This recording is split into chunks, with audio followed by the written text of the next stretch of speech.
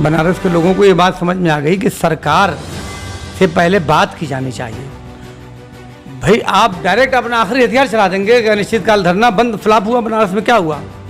भाई पहले आप सरकार से बात, जब तक सरकार ने कहा है कि बात करेंगे तो पहले सरकार से बात करना चाहिए। सरकार जब हाथ खड़ा कर दे तब आप बैठिए ना। और आंदोलन सिर्फ एक दो लोगों कहने थोड़ी ना प्रदेश में आंदोलन हो जाएगा। सारे प्रदेश के जितने बुनकर नेता हैं सबको जोड़ के बैठ के चलाना पड़ेगा। लेकिन मेरी समझदारी है कि पहले सरकार से बात करके सरकार को राज़ी करना चाहिए, और सरकार जब बिल्कुल इनकार कर दे तब आंदोलन की रूपरेखा तैयार करनी चाहिए। उजलतबाजी में उठाया हुआ कदम बुनकरों को नुकसान पहुंचाएगा।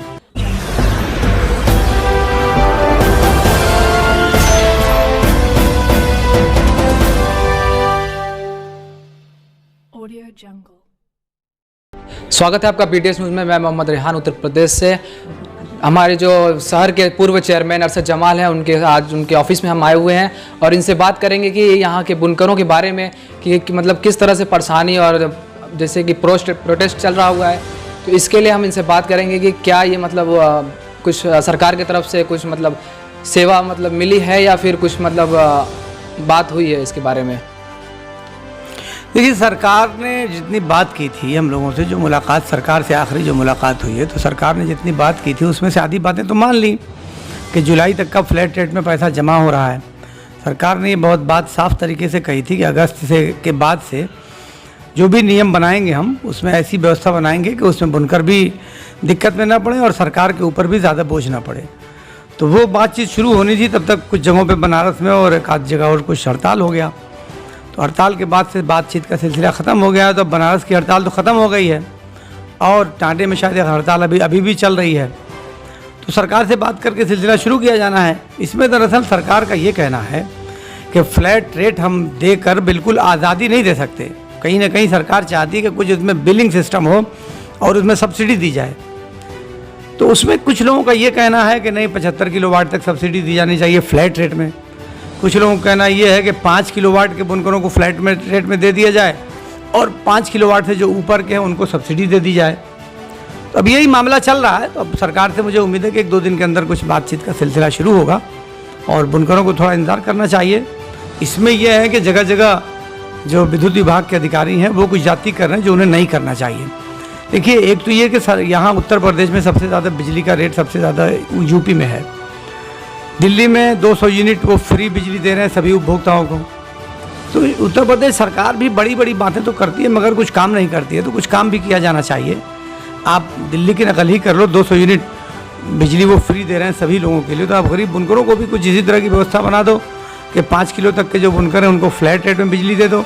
जो आप 72 रुपया लेते हैं वो 72 रुपये को बढ़ा कर आप 200, 250, 300 रुपये ले लो। तो सरकार का घाटा भी इससे पूरा होगा।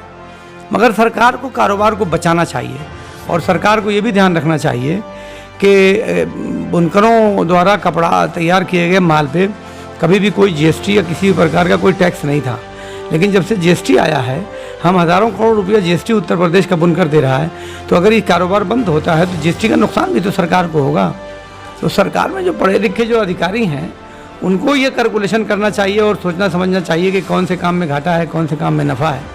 आप सब्सिडी भी दे दो, गरीब बुनकरों की मदद भी कर दो और आपको भी लाभ हो, तो इससे ज़्यादा बेहतर क्या बात हो सकती है। जो मतलब ये प्रोटेस्ट हो रहा है उससे मतलब जनता को कोई फ़ायदा या फिर कुछ होगा? कहाँ प्रोटेस्ट हो रहा है? ये बनारस में अभी 15 दिन का जो प्रोटेस्ट हुआ था ख़त्म हो गया। बनारस में कोई प्रोटेस्ट नहीं हो रहा है। बनारस के लोगों को ये बात समझ में आ गई कि सरकार से पहले बात की जानी चाहिए। भाई आप डायरेक्ट अपना आखिरी हथियार चला देंगे कि अनिश्चितकाल धरना बंद, फ्लॉप हुआ बनारस में, क्या हुआ? भाई पहले आप सरकार से बात, जब तक सरकार ने कहा है कि बात करेंगे तो पहले सरकार से बात करना चाहिए। सरकार जब हाथ खड़ा कर दे तब आप बैठिए ना।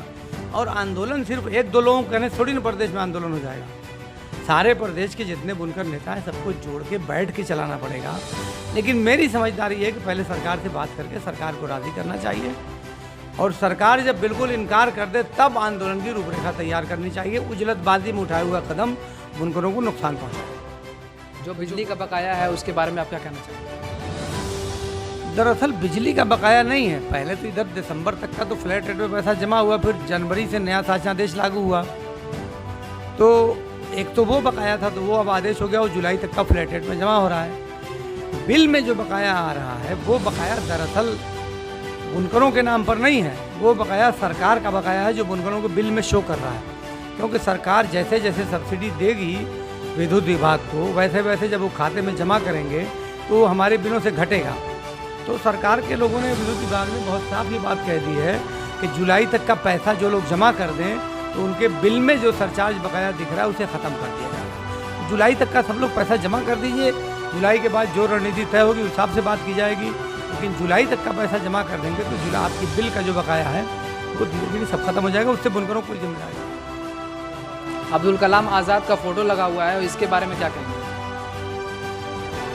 अब इसमें क्या कहेंगे, ये तो बड़ा ग्रेट डे है आज 9 नवंबर है। आज के दिन को पूरे देश में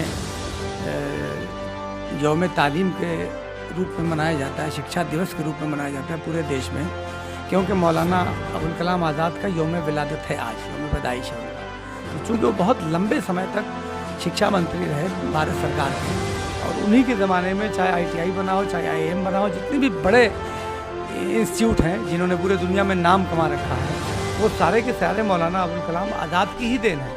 तो आज उनका उर्दू दिवस है, तो उर्दू दिवस पे अगर जिनके नाम पे उर्दू दिवस मनाया जाता है तो उनको ना याद करें, उनकी ना तस्वीर लगावें, तो भला किसको याद किया जाए। इसलिए आज उनको लगी है, आज उनको हम बहुत खराज अक़ीदत देते हैं और ये मानते हैं कि हिंदुस्तान में तालीम का जो फ़रोग़ हुआ है या तालीम के मामले में जो दिशा दी है, उसमें सबसे बड़ा भूमिका अगर किसी की तो मौलाना